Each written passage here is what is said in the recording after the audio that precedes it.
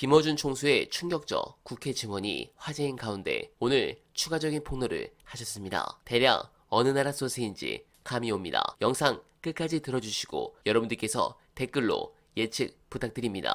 미 하원 의원 브래드 셔먼이 네. 제가 받았던 제보와 본질적으로 맥락이 정확히 일치하는 인터뷰를 바로 전날 MBC하고 했더라고요. 저는 당시에는 몰랐어요. 국회 다녀온 후에 누가 보내는 줄 알았는데 MBC에서 질문했던 건 그때까지 우리가 알고 있었던 북한의 도발을 유도했다. 뭐 5.1 풍선 원점 타격 얘기하고 뭐 그런 류의 질문을 했잖아요.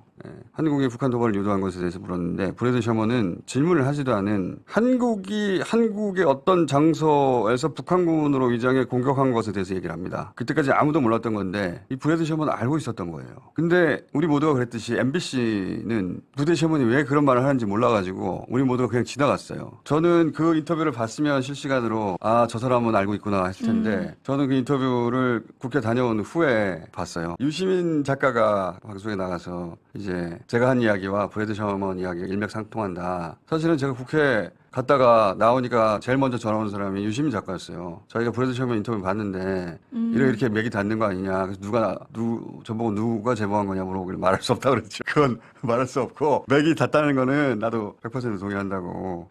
참고로 저는 브래드 셔먼 연락 받은 거 아닙니다. 그리고 제가 이따가 기사를 보니까 미 대사관에서 받은 거 아니냐고 미 대사관에 연락했더니 미 대사관이 부인했다고 하던데 제가 언제 대사관이라고 그랬어요? 국내 대사관이 있는 우방국이라고 그랬지.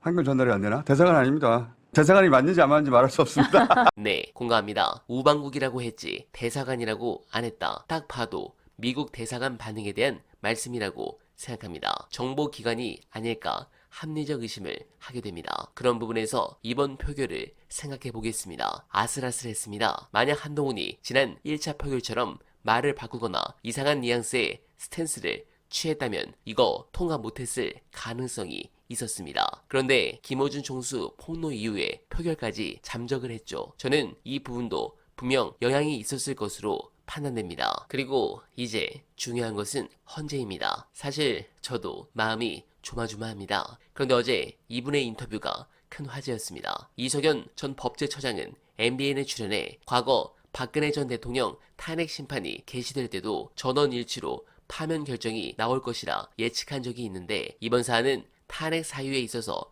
훨씬 더 명확하다며 빠르면 한 2개월 안에 탄핵 결정이 나올 것이라고 본다고 말했습니다. 그러면서 그는 이번 탄핵은 국민의 신임을 배반한 행위에 대한 정치적인 책임을 묻는 것이지 내란죄인지 아닌지는 탄핵 심판 절차하고는 아무 관련이 없다고 전했습니다. 네, 맞습니다. 이게 핵심입니다. 사실 정용식도 기회주의자이지 보수주의자 모르겠습니다. 저도 만장일치로 탄핵이라 생각합니다. 그리고 민주당이 덕수를 날리지 않고 그대로 가는 것 같습니다. 본인도 살려면 민주당에 협조를 하지 않는다면 말년이 아주 처참한 것이란 것을 잘 알겠죠. 그 사람이 만약에 직무대행인데 자기가 대통령인 것처럼 행동할 사실은 이유도 없는 것이고 그렇게 해서 무슨 결과를 보겠습니까? 또 그렇게 해가지고 무슨 책임을 자기가 질 수 있는 것도 아니잖아요. 그렇기 때문에 저는 한덕수 총리는 오히려 직무대행을 하면서 민주당하고 크게 협조할 가능성이 매우 크다고 보여집니다. 그렇게 되면 민주당에서도 자꾸 사건을 키우거나 모든 사람을 적으로 돌리거나 분란을 일으킬 필요가 전혀 없는 겁니다. 그런 부분에서 이번 주는 정말 즐거운 소식들이 많이 쏟아지길 간절하게 바라며 어나베는 오늘도 최선을 다하겠습니다. 여러분 고맙습니다.